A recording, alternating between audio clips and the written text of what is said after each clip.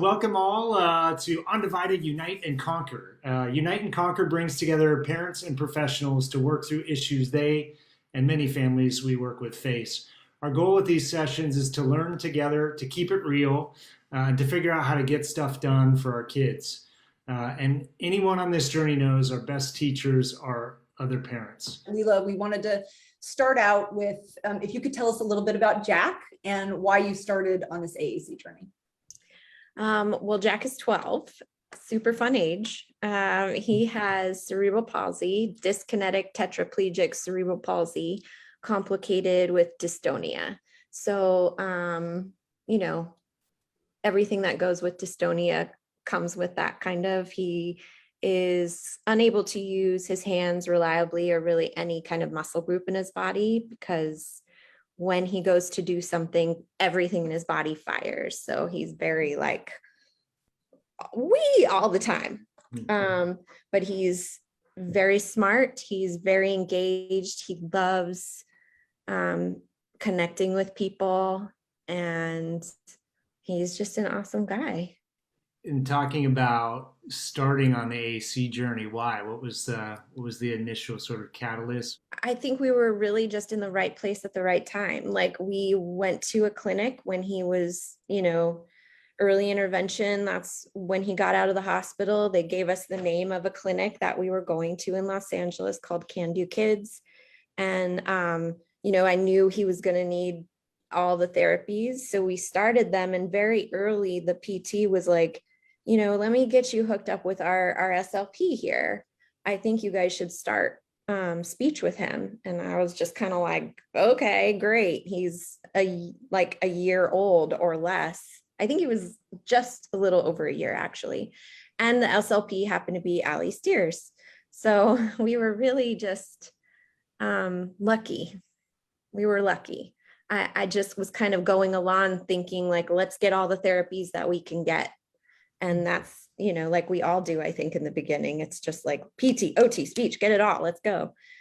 So that's kind of how it started for us. And we just were lucky enough to be with Allie.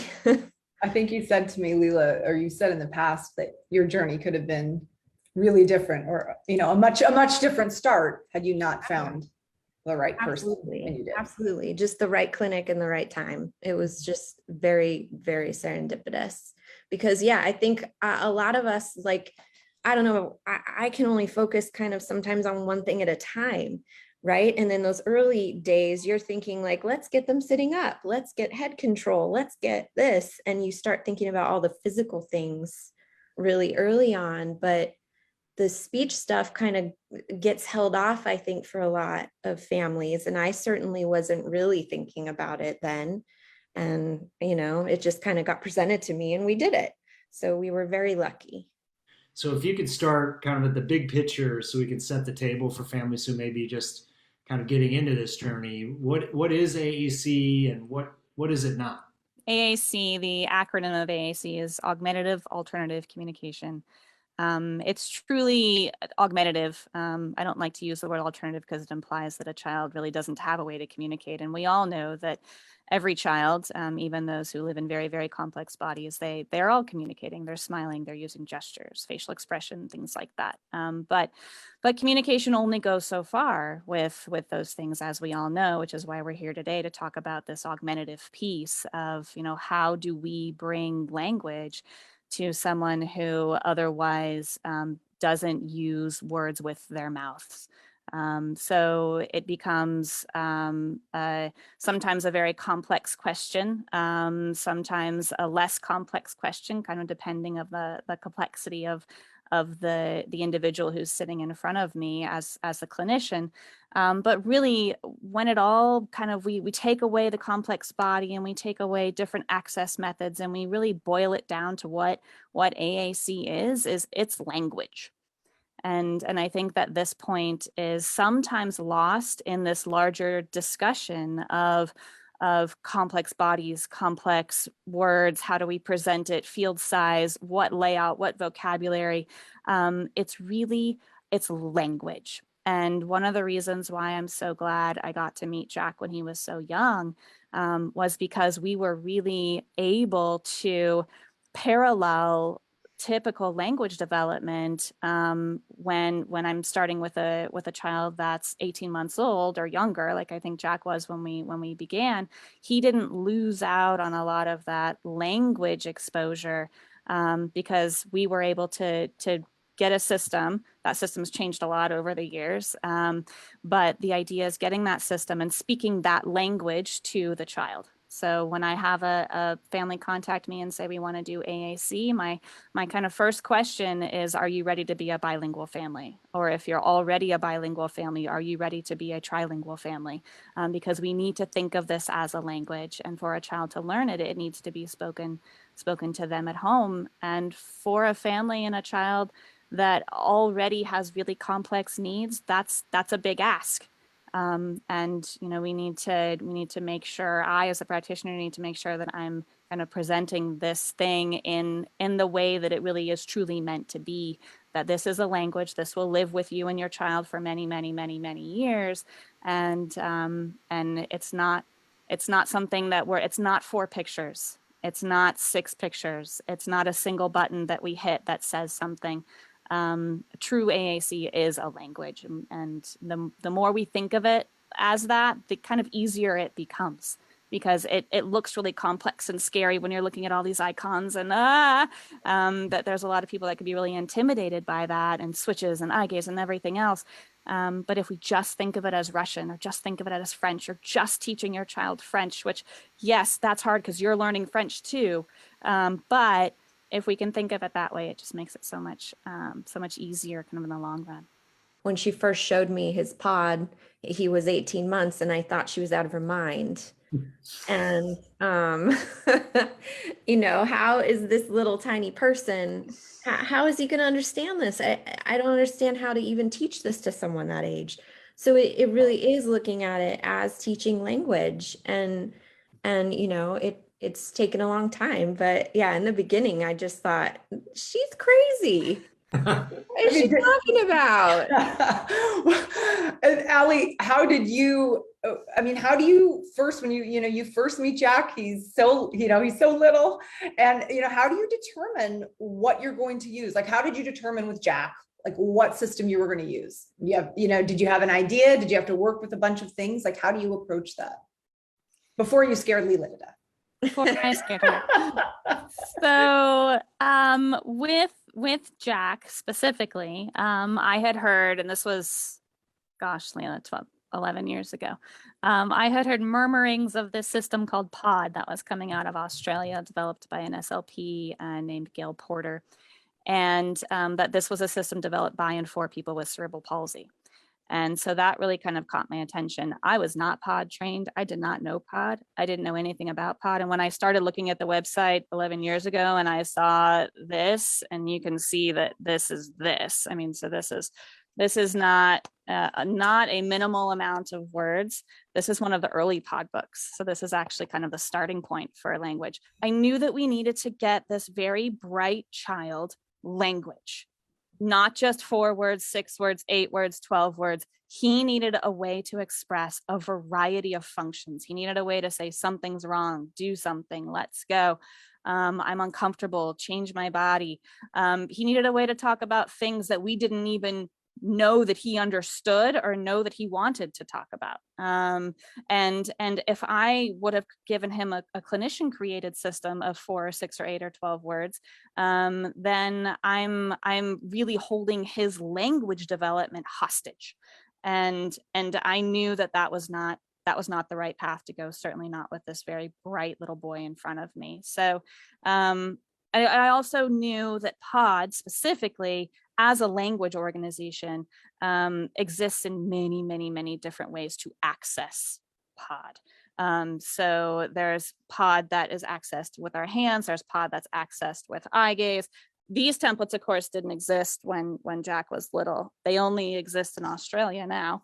They're working on US versions of them, but there's so many different, this is a scanning template for kids with CVI, but there's so many. That's his book now. He's on a visual scan. So there's so many different ways to access pod, and Gail Porter and her counterpart here in the United States, Linda Burkhart, she happens to be my mentor, which I was the luckiest person on the face of the earth to have that happen. They have developed all of these ways for kids to access language, and it's not reliant upon technology. So pod does exist in high-tech forms. It exists in a lot of no-tech forms, which really just gets language going, and then we can work on access. Because what I don't want is Jack's ability to access an eye gaze device with his eyes to hold back his language development, because those two things are very different. And a lot of people get really stuck on this argument of how are they going to access language? We need to teach them how to access, but they're forgetting that we need to get the language going too. And I knew going into it just that pod was a system that allowed all of that to happen. And for Jack, I mean, I think it's a good thing that that's where we landed, because if we waited for his access to catch up, he still wouldn't have no language, because he's a kiddo that lives in such a complex body that access has been a really challenging thing for him. You know, when we started with Noah on our journey, there was a myth, and I don't know, Lelah, if you ran into this when you were starting early on, or Lindsay, but oh, if you start with AAC, your child won't talk. Right. Yep. Like and I don't know if that's still out there. It feels like it still is in some spaces. So I guess Allie, like going a little deeper on that, like how leveraging the language framework you just laid out, I think is helpful. But how would you help us address that for families who might be still hearing that out in the world? So it's definitely a myth. So there's a very large body of research, kind of a growing body of research that shows that AAC not only does not inhibit verbal speech, it actually supports verbal speech. So kids who are using an AA system of some kind will actually try to talk more with their mouth, with their gestures, facial expression, word approximations, however they can communicate. We'll see that communication happening more with the introduction of a robust language organization in an AAC system. So really, if you're the parent of a child who someone along the way has said at some point in time that your child is going to struggle with spoken words, with developing mouth words, verbal speech, then there is absolutely no harm in introducing an AAC system. And I've worked with some families where the child uses the AAC system for 1 or 2 or 3 years, and then their speech picks up, and then they don't need it anymore. But in those 1 or 2 or 3 years, we're able to cut down on frustration. That child is still able to develop their language skills, so that when they do start talking, we're not playing catch up from such a long game. So it's never too early. It's never too late. Now, I don't want parents to hear this and say, oh, Jack started when he was like a baby. My kid's 12. They still don't have AAC. It is never too late. It's always going to, for a child who struggles to communicate, it's always going to be appropriate to give them another way to do it, regardless of their age. A lot of families have specific programs pushed pretty hard on them, from specialists. And it's not necessarily because it's a good fit for your particular child, but because the therapist knows it. It's widely available. PECS is a common example, another thing that was really pushed hard on us. But when parents are starting and they don't even know the possibilities of what's out there beyond maybe, like people can use iPads. But I mean, how do we know if we're starting in the right place? I think the best thing to do with any recommended system is, as the parent, use that system to talk. Use that system to sit down and have a conversation at the dinner table, or use it to talk to your child, or use it in a functional way. And if you are able to express yourself, and keeping in mind that, like Jack's first pod book, that book was developed for a very young child. So we're not going to take that pod book and go have coffee with my friends. But what I am going to do is take that book and talk to him with it and see if I can use this book to express a variety of messages for a variety of functions in a variety of contexts. And if it's a system that does that, then you're on the right track. So if you as the parent can talk with it to say more or less what you're wanting to say, then that's a good sign. If you're not able to do that, then that presents a problem. And really, I would say PECS is kind of falls into that category of maybe some red lights going off, because I can't use PECS to tell you my leg hurts. And I can't use PECS to tell you that I want to go to the beach. And I can't use PECS to tell you that I'm having a really fun time. So PECS has some really strong marketing behind it. And there's a lot of professionals out there that are trained in PECS. It is a system. I think it's important as parents to know that it is one of many. And if you have a professional who's recommending PECS to you, then my question is always, okay, so this is where we're at, but where do we go 10 years down the line? What is the long-term outlook of this child's language look like? What symbol set are you using? What language organization are we using? That clinician should be able to project out what that child's system looks like in 10 years. And if they can't, then maybe you need to go find someone who does. It's amazing. And Lelah, I have to ask, for when you were starting, and even as you're going along, I mean, for a lot of kids, it's not an immediate like, hey, this is working. This is great. But from your perspective, did you feel like Jack was connecting? Did you have doubts? Did you just keep going through? How did it feel in the beginning? Because I know a lot of families might think this isn't working, like, let's move on, or how do you balance that? Well, yeah, I mean, I had a ton of doubts because it was so complex for such a little kid. But that was also the beauty of it, was realizing that he could do it.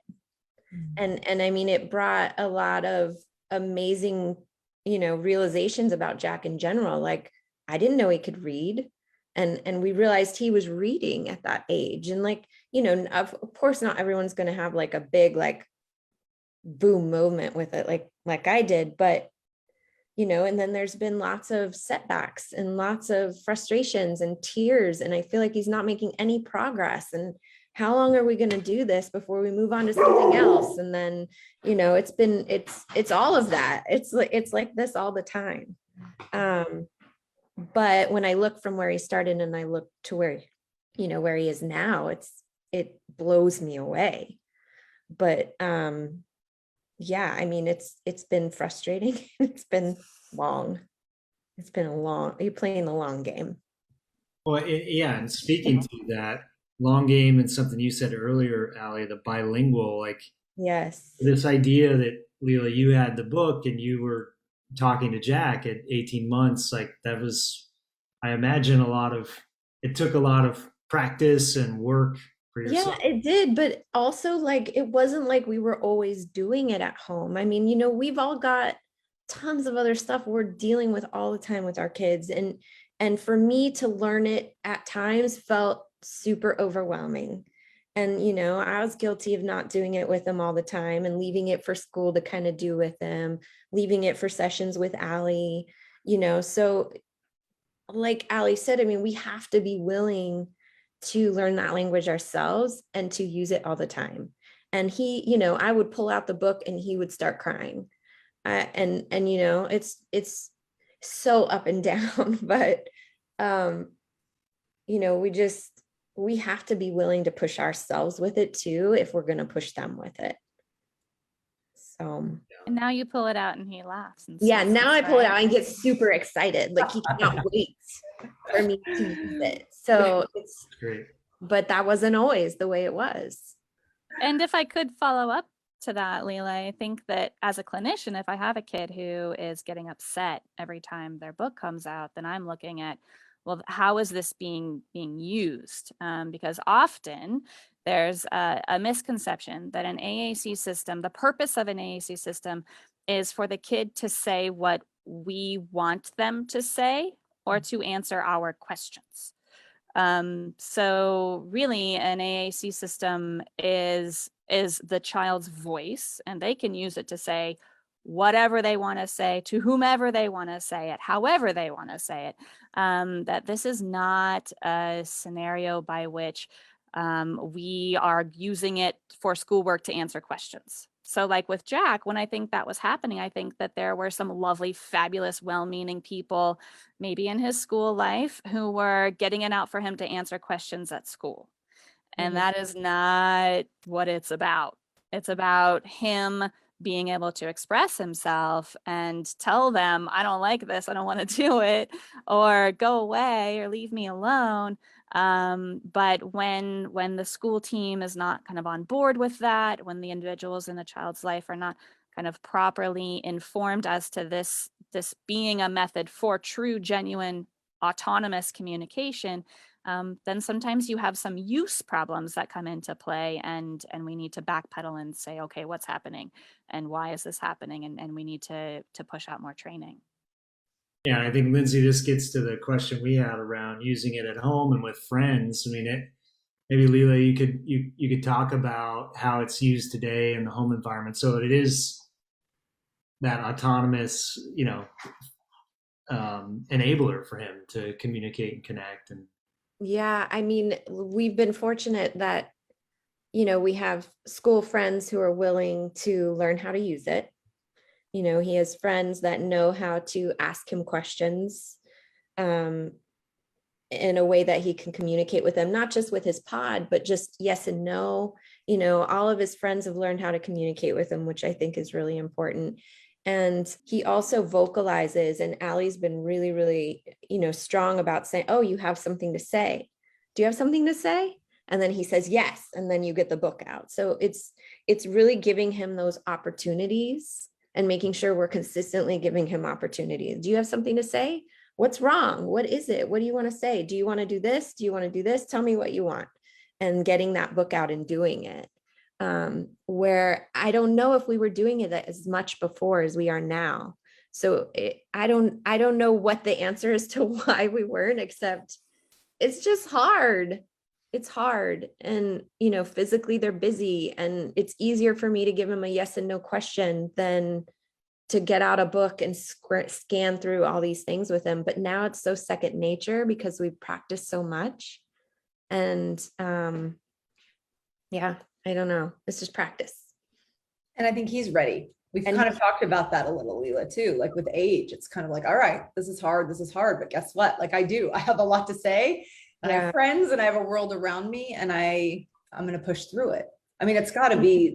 Yeah. And I mean, letting him get to that frustration point too, where you're like, I don't know how to help you if you don't tell me what you need. Right. And sometimes that's hard for us to let them get to, right? Like, I don't want to listen to him cry all the time. Like, just yes or no, tell me what you want. But I think it's important to really push them to be like, I cannot help you if you do not tell me. If they have a method like he does, where that he can use, obviously don't torture your kid. But, he has a way to tell me now, and I have to push him to do it. Because it is easy for me to say, do you want to go in this chair? Do you want to go in this chair? Is it your arm? Is it your leg? Is it, what's hurting? And go through, but he has to push himself to use this and, and answer those questions himself now. And it's letting me get to that area where I'm uncomfortable. I'm uncomfortable letting him get upset, and I have to push through it and make him do it.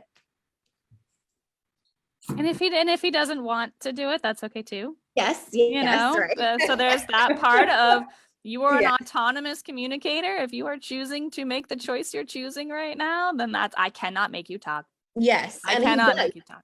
Oh, he makes that choice a lot. He says no a lot. Or he says boring. Difficult. He goes to difficult is his favorite one. Difficult. So yeah, I mean, it's not always going to be the answer you want, but he does say no a lot. I've been definitely somebody who's done all those things you described, Lelah, and defaulting to yes and no, and it can happen for sure, and it does happen. But to come back to language and communication and thinking about, okay, what are we trying to enable here? What are we trying to help our kids do is so critical, to not lose sight of that. And I mean, like modeling for them, I think is so huge. Like Ali said, if you can't use that system, then they can't either. Like Right. for me to be able to get out his book and be like, I am upset right now, and show him like, I Right. don't like that. I want this. And then for him to be able to understand like, oh, okay, we're using this, huh? This is what we're doing, you know? Well, love that. that to me, Lelah, just evens the playing field. Yeah. It makes it so that we're all speaking a language that Same everyone language. can speak. It's kind of like walking in a room full of deaf individuals and everyone's signing. Well, because so that everyone can participate in the conversation. This is a necessity. This is what you have to do. And Yeah. if all of us are running our mouths, then we're leaving people out of the conversation. Yeah. So evening the playing field and making sure that we're speaking a language that's accessible to everyone is I think a really crucial part. Although doing eye gaze, I mean, I don't know, Jason, have you tried eye gaze yourself? It is It's hard. so hard. Like Yeah. I wanted to cry when I tried to use it myself. So, I mean, what do you do in those instances when you have a kid on an eye gaze device, Allie, and you're trying to use the same language there? How would you do that? So I would say what's their no tech system? Because everyone should have both. Everyone should have a system that they're accessing when they're seated in a chair and they're optimally positioned, particularly for eye gaze, because we really do need positioning to be good. Often eye gaze is non-functional in environments outside with glare. But how does that individual communicate outside? How do they communicate when they're lying in bed? How do they communicate when they're on their couch or in their pee pod or in another piece of positioning where we can't have that eye gaze device accessible to them?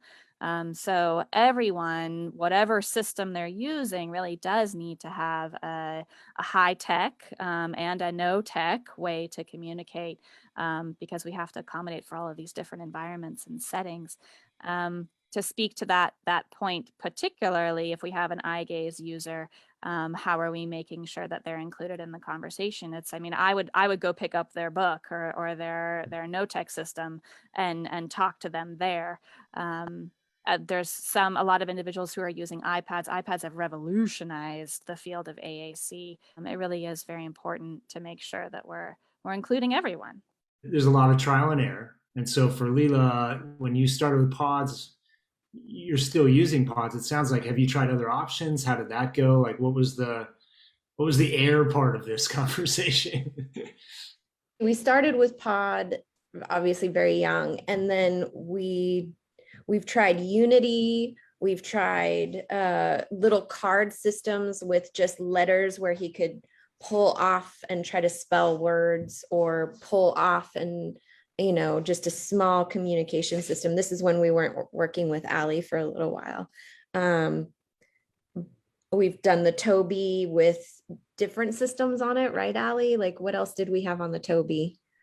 I'm trying to. We tried a lot of different things. Yeah, I mean, it's been not just pod straight through the whole time. We've tried a lot. But I think what's important is that pod was kind of always there. Like that was always kind of his language foundation. Yes. And then there were lots. So he knew he had a way to communicate. And then as we were trying all these other million different things, if he had something to say, he could always go back to what he knew. That didn't go away. Yeah, I think too, very early on, we really worked on establishing a yes and no. Because he's because his body is so involved, he has to use a yes and no to confirm for everything. So working on that was like very, very important early on, was figuring out that yes and no. So from there on, then you can go, to multiple different systems, figuring out once you figure that out, right? You talked about language and pods as sort of the foundation of his language. Were some of the experimentations about accessibility and being able to access that language? Is that how to think about it? Like, that's okay. Like I kind of alluded to earlier, this idea of language and then access are really two very different things. And if we try to do them at the same time, so if as a clinician, I'm trying to teach a child this new language organization and they've never used eye gaze before, that's like me putting a pencil into the hand of a 2-year-old saying, write a sentence. Oh, yeah. You know, like it just, like if we think about access as a pencil, and if you think about all the opportunities that typically developing children have to writing utensils, pencils, holding them, orienting them, using 2 hands, scribbling, drawing different shapes, letters, and kind of this hierarchy of learning to write with a pencil, we have a child that has 5-6 years before we ask them to actually sit down and write a sentence with their pencil. And yet we're taking kids who live in complex bodies, they have trouble with positioning, they have trouble with stability, their bodies often aren't at midline, and we're putting them in front of an eye gaze device and we're saying, now write a sentence, and they've had a week with that device. Like that's gonna fail 100% of the time. And then we're gonna end up with a really frustrated kid. Which is why I lean so heavily into no tech communication just to get language going, because then if I have a kid like Jack in front of me, he can give me feedback on this eye gaze thing that we're trialing with his book. He can tell me it's too close, it's too far, it needs to be, I need fewer icons, I need larger icons. And then we can have a dialogue about it. And it really changes the whole scenario. And with all the experimentation that you all have done, trying different things, I'd love to know sort of what are the long-term communication goals for Jack? Like, what are you trying to get to for him? What's the long goal? The long goal is for him to be able to initiate independently, to say anything he wants independently without on a high-tech device. That is my goal for him, is to eventually move to high tech instead of a no tech and partner assisted, which is what we're doing now. So I want to take a partner out of it and just let him be able to say and do whatever he wants with friends. Yeah. Whenever, whoever, however. Yes. Yeah, absolutely. That's a good way to remember it, Allie. It is. I mean, that's autonomy, right? Is we can all roll into a birthday party and strike up a conversation and just be autonomous, say whatever we feel like saying. And you know, that's the goal for Jack. That's the goal for any AAC user. And it's never a one path journey to get there, certainly, but for any user, I think just keeping that in mind, that whenever, whoever, however. How does that come to life where other people are engaged in this bilingual conversation? That's what inclusion does so well. Inclusion does well, builds that culture of the barista at the coffee shop is not at all surprised when Noah rolls in with his power chair and his eye gaze device and orders himself a latte. And she's like, yeah, do you want whip? And he's like, no. And she's like, cool, here you go. You know, that to me that's being around other people with disabilities. And that's why inclusion is so valuable for not just the parents of the children on this call, but for all children, all children. Lelah, you know, like you said, the journey's like this. And did you, through all of it, and you've had this great, you know, look, Jack has this amazing, you know, partner with Allie, you know, to help bring this to life. He's at, you know, arguably one of the best schools in the country for inclusion, right? One of a model at Chime. Yet, you know how difficult it still is. And a lot of parents might be watching this and really, you know, relating to that heavily. And did you ever feel like, with all the support even around you, did you ever feel like giving up? Absolutely. Yes. I've left many sessions with Allie in tears, thinking that, you know, we're not getting anywhere. Like it just, you know, I think all of us go to, you know, that 10 years in the future sometimes. And we think, what is going to happen? What are we going to do? And yeah, it can be really overwhelming sometimes. And absolutely, I felt like it just was going nowhere many times.